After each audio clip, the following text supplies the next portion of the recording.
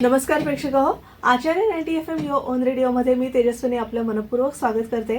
प्रेक्षक हो, आपल्या वाचू आनंदे या सदरामध्ये आपण नवीन लेखकांना तसंच नवीन पुस्तक आलेले त्या लेखकांना भेटत असतो आणि त्या पुस्तकाविषयी जाणून घेत असतो. तर आज आपल्या सोबत आहेत अशोक शिंदे साहेब. सर नमस्कार, मनपूर्वक स्वागत. सर मागे पण आले होते आपल्याकडे आपल्या स्टुडिओमध्ये आणि त्यांचं सर आणि मॅडम पण आल्या होत्या आणि जे त्यांचं वेगळं कार्य आहे म्हणजे पत्रकारिता हे त्यांचं मुख्य कार्य आहे, पण भाषांतरकार आणि लेखक म्हणून सुद्धा ते सुपरिचित आहेत आणि महत्त्वाचं कार्य त्यांच्या हातून जे घडतंय ते पुनर्वसनाचं कार्य घडतंय आणि जे कैदी असतात आणि एरंडवणा पुण्याच्या जेलमध्ये जे कैदी आहेत त्यांचं पुनर्वसनाचं काम थोडंफार ते प्रमाणात करतात आणि एक प्रकारची समाजसेवाचा वसा त्यांनी घेतलेला आहे. गेली कित्येक वर्ष त्यांचं हे कार्य सातत्याने चालू आहे. तर त्या संदर्भात मुलाखत झाली होती. आज भाषांतरकार म्हणून त्यांची मुलाखत घेणार आहे. अनुवादक आपण त्यांना म्हणूया. ऊर्जेचे गूढ विश्व आपण पाहू शकतोय. माझ्यासोबत ही दोन पुस्तकं आहेत. म्हणजे पुस्तक एकच आहे आणि मराठी, हिंदी आणि इंग्लिशमध्ये त्याचं भाषांतर झालं. मराठी आणि इंग्लिशमध्ये. अच्छा, याच्या लेखिका आहेत डॉक्टर मेहरा श्रीखंडे आणि याचा अनुवाद अशोक शिंदे सरांनी केलेला आहे. तर ऊर्जेचं गूढ विश्व आणि या पुस्तकाचं काय विश्व आहे ते आज आपण उलगडून घेणार आहोत. तर सर, डॉक्टर मेहरा श्रीखंडे यांच्याविषयी थोडंसं आपण बोलूया की नेमकं त्यांनी त्या कुठल्या पॅथीच्या डॉक्टर आहेत, काय स्पेशलायझेशन आहे त्याचं, आणि मग आपण पुस्तकाकडे बोलूया. नक्कीच. सर्वप्रथम आपण मला पुन्हा एकदा आपल्या स्टुडिओमध्ये बोलावलं आणि मुलाखत देण्याची संधी दिली त्याबद्दल मनपूर्वक धन्यवाद.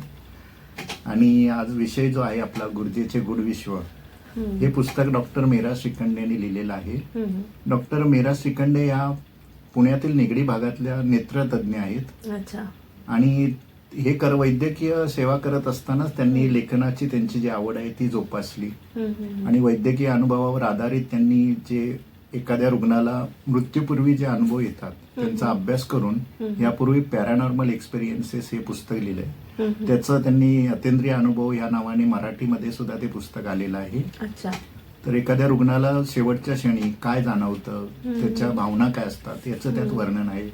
त्यानंतर त्यांनी अंतराळ विश्व आपलं जे आहे, आकाशगंगा किंवा पुढे जे विस्तारित होत असलेलं अवकाश, याविषयी त्यांनी अनपॅलेटेबल ट्रूथ म्हणजे एक न पटणारे सत्य या नावाचं पुस्तक लिहिलेलं आहे. त्याचा अनुवाद करण्याची संधी मला मिळाली. आणि त्यानंतर हे त्यांचं तिसरं पुस्तक मिस्टिक वर्ल्ड डिकोडेड याचं देखील अनुवाद करण्याची संधी त्यांनी मला दिली. या ऊर्जेच्या गूढ विश्वमध्ये बरेच काही गोष्टी आहेत जे आपण आता चर्चा करू. नक्कीच. खरंच मिस्टिक वर्ल्ड म्हटल्यावर सगळ्यांनाच उत्सुकता असते की नेमकी आपल्याला ऊर्जा कुठून मिळते आणि त्याविषयी आपण फार जागरूक असतो. आता आपण ज्ञानेश्वर माऊलींचं जन्मशताब्दी वर्ष साजरं करतोय, त्यामुळे संजीवन समाधीबद्दल सुद्धा लोकांच्या मनात खूप कुतूहल असतं की नेमकं कशी आहे ती संजीवन समाधी, म्हणजे संजीवन समाधी म्हणजे नेमकं काय याविषयी सुद्धा आपल्याला गूढच आहे ते एक प्रकारचं. त्याच्यावर फॉरेनर्सनी येऊन सुद्धा संशोधन केलं पण त्याचं काही आकलन होत नाहीये. अशा प्रकारच्या ऊर्जा आपल्या आजूबाजूला असतात आणि काही सकारात्मक असतात, काही नकारात्मक असतात. तर त्याविषयी मला वाटतं हे उलगडणारं पुस्तक आहे ऊर्जेचे गूढ विश्व. तर आता पुस्तकाविषयी थोडंसं सांगा की नेमका ऊर्जा कुठल्या कुठल्या आपल्या सोबत आहेत आणि त्याचा आपण कसा उपयोग करून घ्यावा. ऊर्जा जी आहे आपल्या विश्वामध्ये भरलेली आहे. तर आपण सगळ्यात प्रथम आपण विचार करूया जे म्हणजे विश्व निर्मिती कशी झाली. तर विश्वाची निर्मिती एका कणापासून झालेली आहे, ज्याला आपण आता बिग बँग थेअरी या नावाने ओळखतो. तर बिग बँग मधला जो एक छोटासा अणू आहे तोच पुढे विस्तारित होत गेलेला आहे आणि त्यातून हे विश्व निर्माण झालं आणि विश्व हे विस्तारितच आहे. आता हे होत असताना या छोट्या अणूमध्ये जी काही प्रचंड ऊर्जा आहे जी आता आपण अनुभवतो आणि पुढे अंतराळात ती विश्व विस्तारित जाते, यात वेगवेगळ्या प्रकारच्या ऊर्जा आहेत. सकारात्मक आहे तशीच नकारात्मक देखील आहे. आता विश्वातली नकारात्मकता आपण विचारात घेतली तर ब्लॅक होल हा जो प्रकार आहे अंतराळातला, जो अंधकाय असा तो भाग आहे आणि तो मोठ्या प्रमाणावर आहे. आपल्या आकाशगंगेच्या तुलनेत त्याचं मोठं व्याप्ती आहे. तरी ब्लॅक होलमध्ये आपली सकारात्मक ऊर्जा शोषली जाते. तर असा तो प्रकार विश्वाच्या बाबतीत आहे. आणि आपल्या व्यक्तीच्या बाबतीत आपण विचार केला तर आपल्या शरीरामध्ये सुद्धा सकारात्मक आणि नकारात्मक ऊर्जा आहेत. हा. ज्यावेळी नकारात्मक ऊर्जेचं प्राबल्य निर्माण होतं किंवा त्याचा प्रभाव वाढतो त्यावेळेला आपल्या भोवती दुःख, चिंता, भय, दहशत अशा प्रकारच्या अनुभूती आपल्याला येत असतात. आणि सकारात्मक ऊर्जा असते त्यावेळी आपण आनंदी असतो, प्रफुल्लित असतो, आपण छानपैकी आपल्या गोष्टी करू शकतो अगदी सकारात्मकतेने. तर आपल्यावर आहे की आपण कशा प्रकारची ऊर्जा अधिक ग्रहण केली पाहिजे, आत्मसात केली पाहिजे. तर त्या अनुषंगाने हे सगळं पुस्तकामध्ये उल्लेख केलेला आहे. आणि या ऊर्जेच्या बाबतीत एक असं सांगावंसं वाटतं की आता एक आपल्याला अनुभव येतात की आपण एखादं काम करतो पण आपल्याला यश येत नाही किंवा यश आपल्याला हुलकावणी देतं. तर आपण असं म्हणतो की बाबा माझं नशीबच नाही येत असं, किंवा एखाद्या गोष्टीला आपण म्हणतो याने अपशकून मला दिला वगैरे. तर हे जे आहे ना हे प्रकार म्हणजे कसं की याचं एक उदाहरण आपण क्वांटम फिजिक्स या विज्ञानाच्या आधारे देऊ शकतो. म्हणजे आईन्स्टाईन यांनी जी थेअरी मांडली त्याच्यात त्यांनी म्हटलेलं आहे की अणुमधला जो फोटॉन आणि इलेक्ट्रॉन आहे त्यांची फिरण्याची गती ही कायम नसते, एकसारखी नसते. त्याच्यात प्रोबॅबिलिटी म्हणजे शक्यतांचा प्रभाव असतो. ते कुठल्याही दिशेला कसंही फिरू शकतं, फक्त ते कंट्रोल करणं आपल्या हातात असतं. मग त्याचे आपण फायदे घेऊ शकतो. तसंच आपल्या जीवनामध्ये आपलं जीवन आहे ते सुखदुःखाने भरलेलं आणि त्याची काही शाश्वती नाही. कसंही ते आपल्याला सकारात्मक अनुभव येतात, नकारात्मक येत असतात, परंतु आपण ते कंट्रोल करणं, ती ऊर्जा सकारात्मक कंट्रोल करणं हे आपल्या हातात आहे. तर आपण ते नियंत्रण करू शकतो त्याचं. आता हे नियंत्रण करण्याच्या वेगवेगळ्या पद्धती आहेत. त्या अनुषंगाने पुस्तक तसं त्याच्यात वेगवेगळे मुद्दे मांडलेले आहेत. अगदी आपल्या वेदांतामध्ये सुद्धा म्हणजे शंकराचार्य आपल्या सनातन संस्कृतीमध्ये 8व्या शतकामध्ये शंकराचार्यांनी एक अद्वैताचे वेदांत असा एक सिद्धांत मांडलेला आहे. त्यात त्यांनी वितर्तवाद नावाचा एक आणखी एक त्याच्यात मुद्दा दिलेला आहे की अहम ब्रह्मास्मी, म्हणजे मी स्वतः ब्रह्म आहे, माझा आत्मा आहे.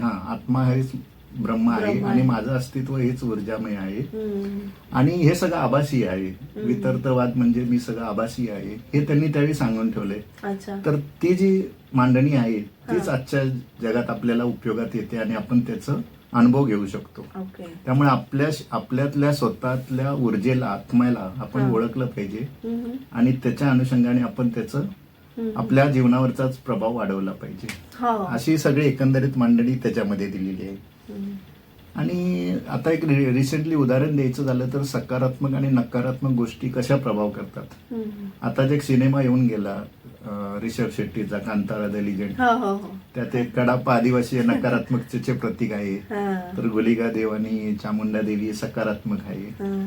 तर ही उदाहरणावरून आपल्याला एक अंदाज येतो की वाईट लोक कशी असतात, चांगली कशी असतात, चांगल्याने त्याच्यावर कसा प्रभाव पाडला पाहिजे. तर या सगळ्या गोष्टी याच्यातून तुम्हाला वाचायला मिळतील सगळ्या पुस्तकातून. खरंच देव आणि दानव हे अगदी पूर्वीपासून आपल्या सोबत आहेतच. हे पुस्तक तुमचं म्हणजे तुम्ही अनुवादित करावं असं तुमचं कधी ठरलं आणि तुम्ही या विषयाचं का असं करावं असं वाटलं तुम्हाला? मुळात हे पुस्तक अनुवादित करण्याची कल्पना अशी आली की ज्यावेळी त्यांनी इंग्रजी भाषेमध्ये पुस्तक लिहिलं त्यावेळी त्यांनी जगभरातील वेगवेगळ्या संस्कृतींचा अभ्यास केला. वेगवेगळ्या संस्कृतींमध्ये ज्या ऊर्जा ग्रहण करण्याच्या किंवा आत्मसात करण्याच्या पद्धती आहेत त्याचा त्यांनी एक सखोल अभ्यास केला. भारतीय संस्कृतीपासून अगदी यहुदी धर्माच्या किंवा समजा जे स्कॅन्डिनेव्हिया, फिनलँड वगैरे आदी वेगवेगळ्या प्रांतातील संस्कृतींचा अभ्यास करून त्यांनी त्याचं एकत्रीकरण केलं. म्हणजे एखाद्याला ऊर्जा ग्रहण करण्याची किंवा ऊर्जेविषयीची माहिती हवी असेल तर वेगवेगळ्या जगभरातील वेगवेगळ्या प्रांतामध्ये न जाता त्यांनी ह्याच पुस्तकाच्या आधारे अभ्यास केला तर तो परिपूर्ण होऊ शकतो. आणि ज्याला ज्या पद्धतीने शक्य आहे, ज्या पद्धतीने आत्मसात करता येण्याची, ग्रहण करण्याची क्षमता आहे त्यानुसार तो त्या प्रकारची ऊर्जा घेऊ शकतो. वेगवेगळ्या ऊर्जा आहेत, वेगवेगळ्या संस्कृतीमधल्या आहेत, त्यातील जी तुम्हाला भावेल, जी स्वीकार येणं शक्य आहे, ज्याचा स्वीकार करता ते तुम्ही घेऊ शकता. आणि हे जे ज्ञान आहे ते इंग्लिश भाषेत त्यांनी लिहिलं होतं. त्यांचं इंग्रजी प्रभुत्व चांगलं आहे, पण असा विचार आला की हे आपण आपल्या मराठी भाषिकांसाठी देखील उपलब्ध करून द्यावं की जेणेकरून ह्याची माहिती आपल्या संपूर्ण मराठी भाषिकांपर्यंत पोहोचू शकेल आणि त्यांचं कल्याणकारी कार्य होऊन जाईल त्या निमित्ताने, असं त्यांच्या मनात विचार आला. आणि त्यासाठी मला त्यांनी निवडलं. तर मला सुद्धा ही एक आव्हानात्मक काम होतं, कारण वेगळ्या संस्कृतीतला मूळ अभ्यास करणं, पुन्हा त्यांनी जे मांडलेलं आहे त्याचं आकलन करून ते आपल्या मराठी भाषेत सहज सोप्या भाषेत हा. समजेल अशा पद्धतीने तिची मांडणं. मांडणी करणं. बरोबर, हा. आणि मला हे विषय खूप आवडला. चॅलेंजिंग तर होता, त्याचबरोबर त्यातून काही नवीन काही शिकता येईल असं जाणवलं. त्यामुळे मी ते आनंदाने घेतलं की मला म्हणलं की त्याचा उपयोग होऊ शकेल चांगल्या पद्धतीने. हो. तर तो एक त्यामागचा उद्देश होता की जेणेकरून मला एक नवीन काहीतरी लिहिण्याची आणि अनुवाद करण्याची संधी संधी मिळेल. मिळेल. नक्कीच. वाचू आनंदेमध्ये एक छोटीशी विश्रांती घेऊया आणि ऊर्जेचे गूढ विश्व या पुस्तकाविषयी अधिक जाणून घेऊया. हे पुस्तक लिहिलंय लेखिका डॉक्टर मेहरा श्रीखंडे यांनी आणि याचा अनुवाद केला आहे अशोक शिंदे सर यांनी. तर एक छोटीशी विश्रांती घेऊया, पुन्हा भेटूया. तुम्ही पाहत राहा आचार्य 90 FM ऑन रेडिओ.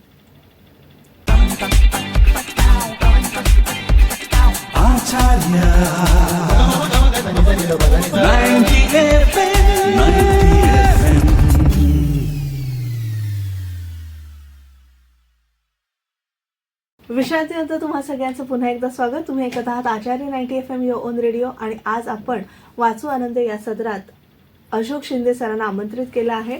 ऊर्जेचं गूढ विश्व हे नवीन पुस्तक आपल्या भेटीला आलेलं आहे. नुकताच त्याचा पुस्तक प्रकाशनाचा सोहळा पुण्यात पार पडला. प्राचीन ज्ञान, वैश्विक ऊर्जा आणि आधुनिक गुणवाद यांची गुंफण या पुस्तकात आपण वाचू शकणार आहोत. आणि याच्या लेखिका आहेत डॉक्टर मेहरा श्रीखंडे आणि अनुवादक आहेत अशोक शिंदे सर.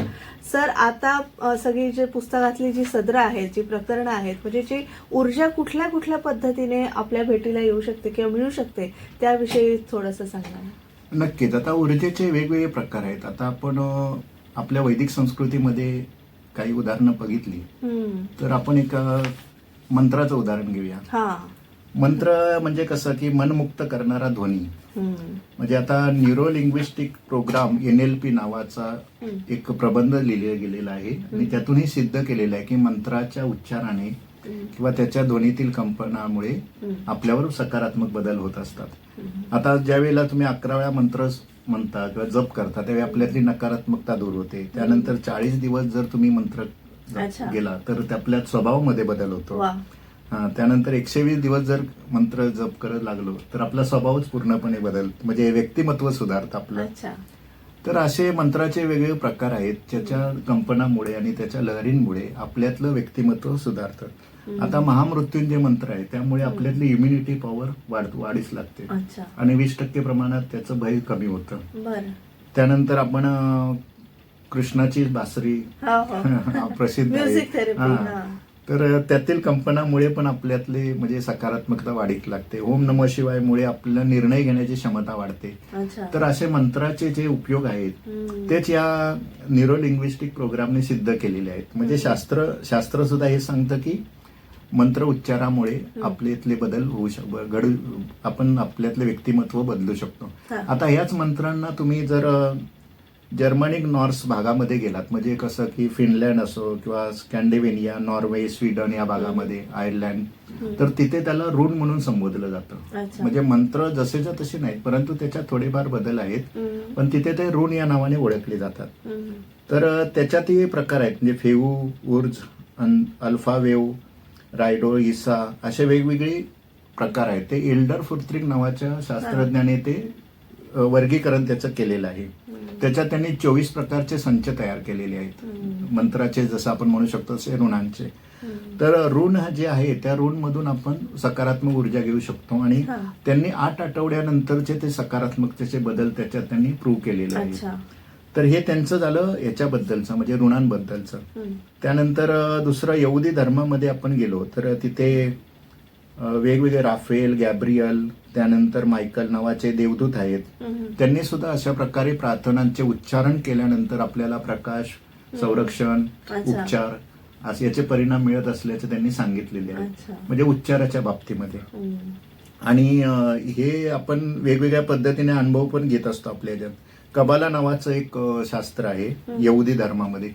त्यांनी लाईफ म्हणजे झाड दिलेलं, जीवनाचं झाड, म्हणजे ट्री ऑफ लाईफ आपण म्हणतो तसं. तर त्याच्यातही त्यांनी वेगवेगळ्या शाखा दिलेल्या आहेत. त्या शाखांमध्ये त्यांनी वेगवेगळे शिकवण दिलेली आहे. ती आत्मसात केली तर आपल्याला त्याचे परिणाम दिसून येतात. आता हे झालं उच्चारांच्या बाबतीत, म्हणजे उच्चार आपण केले की आपल्याला त्याचे परिणाम दिसून येतात.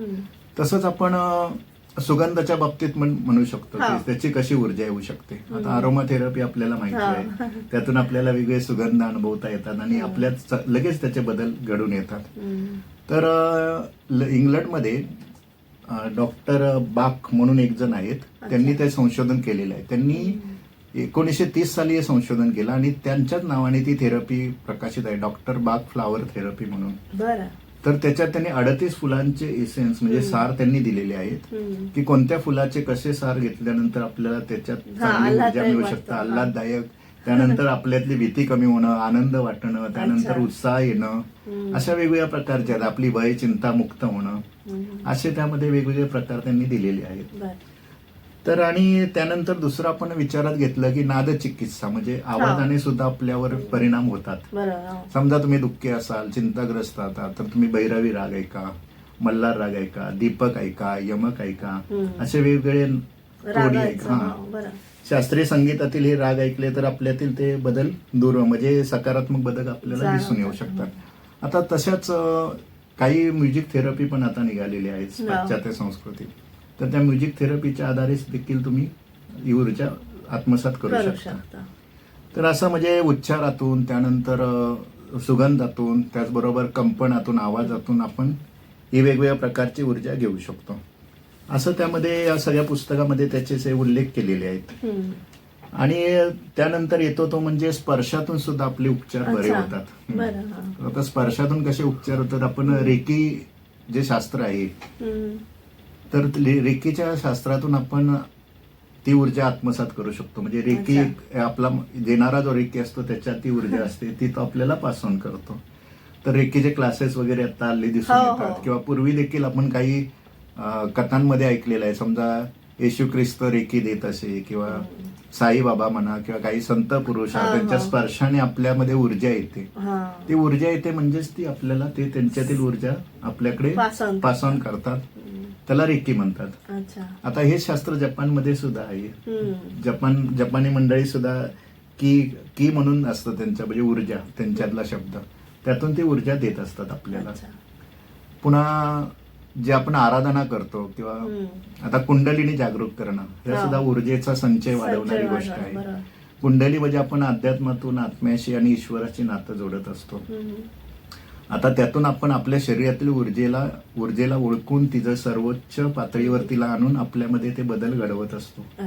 आणि हे अत्यंत सकारात्मक आणि परिणामकारक असतात.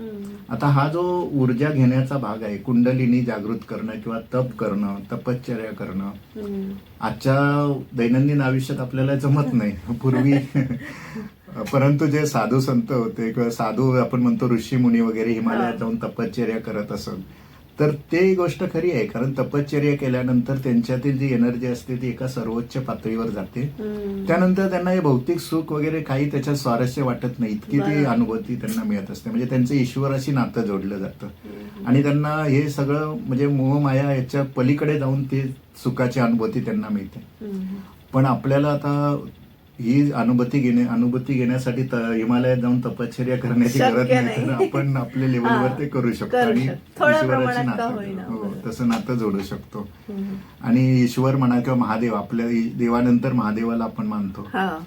तसंच पाश्चात्य संस्कृतीमध्ये एंजल आणि देवदूत असतात, म्हणजे आणि आर्च एंजल म्हणजे महादेवदूत. तर ते नाते तशी ते त्यांच्याशी जोडतात. म्हणजे आपल्या जगभरातील संस्कृती एकच आहेत, फक्त त्याची स्वरूप किंवा माध्यम वेगवेगळे आहेत. अशा बऱ्याच गोष्टी आहेत की ज्याच्या माध्यमातून आपण आपल्या ऊर्जेला आपल्यात आणू शकतो, नियंत्रित करू शकतो. त्याच्या माध्यमातून आपण एक चांगल्या गोष्टी घडवू शकतो. अगदी म्हणजे आपल्याला जमण्याजोग्या कोणत्या या जर अवघड वाटत असतील तर सहज सोप्या ऊर्जा ग्रहण करण्याच्या देखील पद्धती आहेत. म्हणजे फॅमिली कॉन्स्टिलेशन म्हणजे घरातील व्यक्ती, नातेवाईक, मित्रमंडळी ह्यांच्याशी तुम्ही संपर्क साधा, त्यांच्याशी वेळ घालवा, त्यातून तुमचं उत्साह वाढेल, एकटेपणा जाणवणार नाही. तर अशाही गोष्टी आहेत की ज्यातून तुम्ही वैयक्तिकरित्या देखील तुमचा अनुभव चांगला घेऊ शकता ऊर्जेचा. त्यानंतर क्रिएटिव्ह चॅनेलिंग एक प्रकार असतो. क्रिएटिव्ह चॅनेलिंग मध्ये तुम्ही तुमच्या छंदातून देखील ऊर्जा संपादन मिळवू शकता. कोणाला चित्र काढण्याची आवड असते, कोणाला गाण्याची आवड असते, किंवा आपल्या आवडीचा छंद असतो खेळण्याची किंवा इतर काही गोष्टीची लिखाणाची त्यातून ती ऊर्जा तुम्हाला मिळत असते तर त्याला क्रिएटिव्ह चॅनेलिंग म्हणतात. हिप्नोथेरपी आहे, त्यानंतर शामनिक हिलिंग आहे, चक्र हिलिंग आहेत, अशा बऱ्याच गोष्टी आहेत की ज्या सकारात्मककडे तुम्हाला नेऊ शकतात.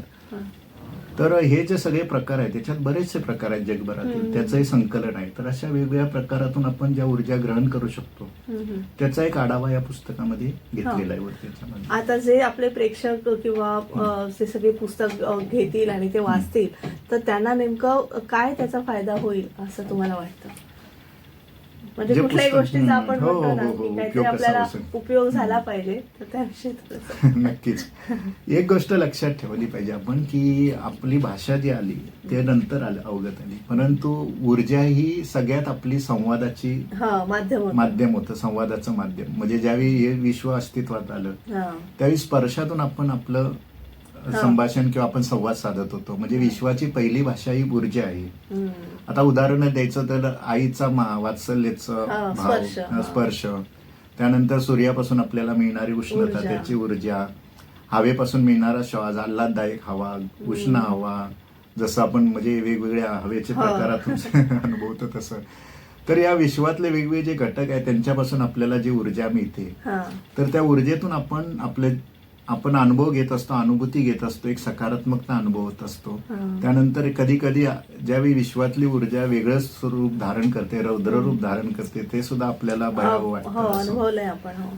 तर आपल्या ह्याच अनुषंगाने मी प्रेक्षकांना हे सांगू इच्छितो की असे अनुभव आपल्याला येत असतात. एक चांगले अनुभव येतात, वाईट अनुभव येतात, भीतीचे येतात, त्रासदायक येतात, परंतु आपण त्याला न डगमगता आपण त्याच्यात कशी सकारात्मकतेने आपण पुढे जाऊ शकतो, आपलं मनोधैर्य किंवा मानसिक बल आपण आपल्या ऊर्जेच्या माध्यमातून कसं अधिकाधिक प्रभावी करू शकतो आणि नकारात्मकतेवर मात करू शकतो हे आपण शिकलं पाहिजे. आता ह्या पुस्तकातील वेगवेगळी प्रकरणं जर तुम्ही बघितली तर त्या प्रकरणामधून तुम्ही तुमच्या इच्छेनुसार तुम्हाला जमतील, तुमची जी क्षमता असेल त्यानुसार कुठलीही एखाद्या प्रकरणातली ऊर्जा आत्मसात करण्याची प्रॅक्टिस केली पाहिजे किंवा प्रयत्न केला पाहिजे आणि त्यातून आपलं जीवन सुखी आणि समाधानी करण्याचा प्रयत्न केला पाहिजे. आजच्या जीवनात अनेक आव्हानं, दुःख तर आहेत, परंतु त्या दुःखाला सामोरं जाण्याची प्रेरणा ह्या ऊर्जेच्या माध्यमातून आपल्याला मिळू शकते आणि आपण त्याच्यावर मात करू शकतो. त्यामुळे या ऊर्जा ग्रहण करण्यासाठी आपण यातून प्रयत्न केला पाहिजे. नक्कीच आपले जीवन त्यातून सुखदायक होऊ शकतं. चांगलाच मंत्र दिलेला आहे तुम्ही. तुमचं हे सदर पण आहे, मंत्र, तंत्र आणि यंत्र. तर मला वाटतं आपल्या सगळ्या प्रेक्षकांनी ऊर्जेचं गूढ विश्व किंवा मिस्टिक वर्ल्ड डिकोडेड हे पुस्तक विकत घेऊन वाचावं. आणि ह्याचं लिखाण केलेलं आहे डॉक्टर मेहरा श्रीखंडे यांनी आणि अनुवादक अशोक शिंदे. तर सर तुम्ही आलात आणि वाचू आनंद या सत्रामध्ये ऊर्जेचं गूढ विश्व थोड्याशा प्रमाणात आम्हाला उलगडून दाखवलं आणि प्रत्येकाने आपला मार्ग चोखाळायचा आहे. आपल्याला यातली कुठली पॅथी म्हणजे किंवा मी सगळे होमिओपॅथी, ॲलोपॅथी किंवा आयुर्वेद कुठलं आपल्याला सूट होईल ते आपण वाचायचं आहे. आणि अर्थातच ऊर्जेचं जी ऊर्जा तुम्हाला सकारात्मक वाटते त्याचा जास्तीत जास्त अभ्यास करायला. कोणाला ध्यानातून शांती मिळते किंवा असं सगळं आहे तर तुम्ही नक्की हे पुस्तक अमेझॉनवर उपलब्ध आहे आणि बुक स्टॉल्समध्ये सुद्धा तुम्हाला उपलब्ध आहे. तर नक्की या पुस्तकाचा लाभ घ्यावा अशी सगळ्यांना विनंती करते. आणि अशोक सर तुम्ही इथे आलात त्याबद्दल तुमचे मनपूर्वक आभार. तर प्रेक्षक हो, वाचू आनंद सदरात आज आपण ऊर्जेचं गूढ विश्व या पुस्तकाविषयी जाणून घेतलं. हे पुस्तक लिहिलं आहे डॉक्टर मेहरा श्रीखंडे यांनी आणि याचा अनुवाद केलेला आहे अशोक शिंदे सरांनी. आमचं ह्या कार्यक्रम, ही मुलाखत तुम्हाला नक्कीच आवडली असेल अशी आशा व्यक्त करते. आणि वाचू आनंद या सदरात मी तेजस्विनी आपला निरोप घेते. तुम्ही मात्र ऐकत आणि पाहत राहा आचार्य 90 FM ऑन रेडिओ. धन्यवाद. आचार्य